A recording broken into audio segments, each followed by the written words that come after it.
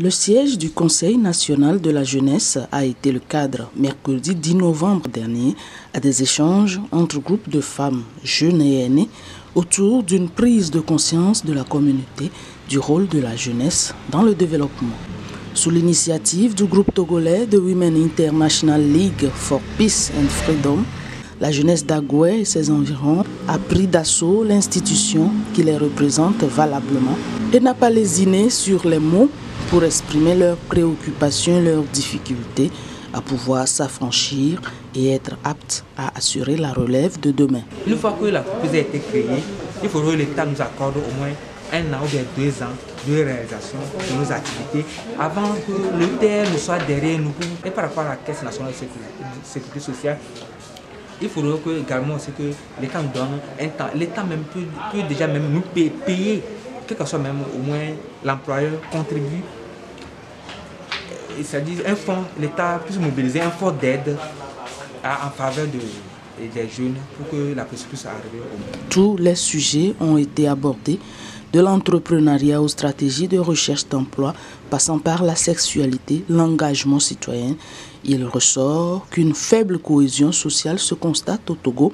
Le vivre ensemble est fragilisé, provoquant une escalade de la violence à la moindre brèche. Le rôle de la jeunesse est plus qu'important. Aujourd'hui, impliquer les jeunes dans le développement du pays ne profite pas aux jeunes seuls, et ça profite à toute la communauté.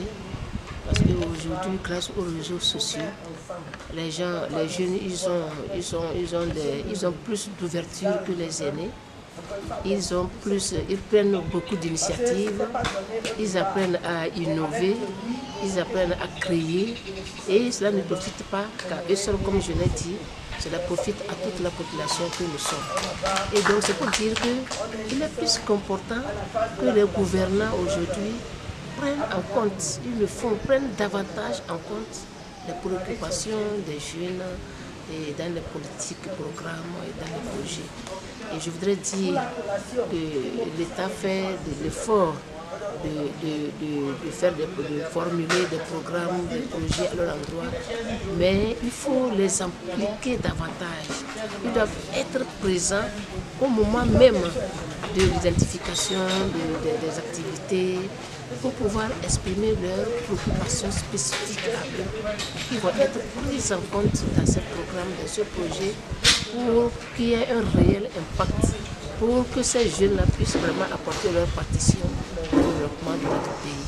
Ces animations recueillent en outre l'adhésion du président du Conseil national de la jeunesse, en la personne de Régis Bachassi, qui estime que le dialogue intergénérationnel initié par Wilf Togo participe à renforcer les valeurs de paix et de cohésion.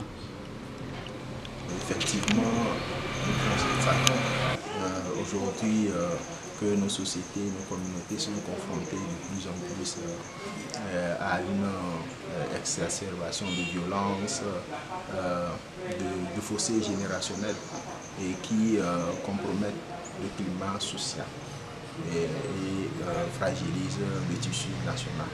Et donc, face à cette situation, il est important que les initiatives engagées par à la fois les femmes et les jeunes qui sont les plus victimes de ces situations de violence puissent se faire valoir afin de renforcer leur capacité de ces groupes cibles, mais aussi leur engagement dans les initiatives de paix au niveau des communautés. En effet, un constat a été fait. Les jeunes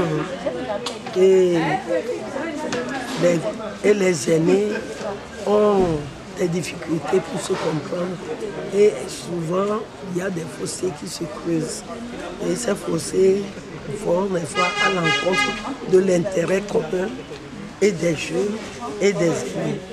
Alors nous avons trouvé l'occasion de les regrouper, de les écouter, de les informer, de communiquer avec eux, de les sensibiliser et enfin de leur faire comprendre qu'il faut communiquer sur les problèmes qui minent notre société, qui minent les jeunes, qui minent les femmes, qui minent les aînés, afin que dans une synergie d'action, que tous ces problèmes trouvent une solution.